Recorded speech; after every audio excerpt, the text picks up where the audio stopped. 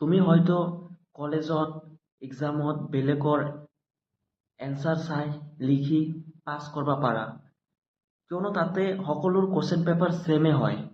কিন্তু এটা কথা সদায় মনত ৰাখিবা, আমাৰ লাইফৰ যিখন কোৱেশ্চন পেপাৰ হয় না, সেই কোৱেশ্চন পেপাৰখন সকলোৰে বেলেগ বেলেগ।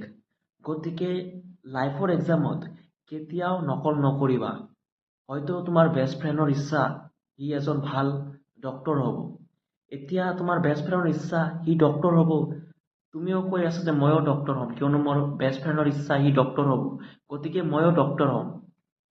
এটা কথা সদায় মনত ৰাখিবা, তাৰ লাইফৰ যিখন কোৱেশ্চন পেপাৰ, তোমাৰ ফ্ৰেণ্ডৰ লাইফৰ যিখন কোৱেশ্চন পেপাৰ, সেই কোৱেশ্চন পেপাৰখন তোমাৰ কোৱেশ্চন পেপাৰতকৈ বহুত বেলেগ।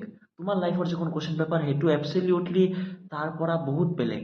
গতিকে তুমি যি হ'ব বিচাৰা, তোমাৰ ইনচাইটৰ পৰা যিখন ফিলিংছ আহি আছে যে মই এইটো হ'ম, মোৰ কোৱেশ্চন পেপাৰটো বেলেগ, মই এইটো হ'ম, মই এজন ভাল টিচাৰ হ'ম, তো তুমি টিচাৰ লাইনতে যোৱা, তাতে ফ'কাছ কৰা। তোমাৰ ফ্ৰেণ্ডৰ ইচ্ছা ই ডক্তৰ হ'ব, এতিয়া তোমাৰ ফ্ৰেণ্ডৰ ইচ্ছা বুলি তুমিও ডক্তৰ হ'বা, তেতিয়াতো লাইফত কেতিয়াও ছাকচেছ হ'ব নোৱাৰা। গতিকে তোমাৰ লাইফত তোমাৰ যিটো ইচ্ছা সেইটো কৰাৰ চেষ্টা কৰা, ডেফিনেটলি লাইফত ছাকচেছ হ'ব পাৰিবা। জয় হিন্দ, জয় আই অসম।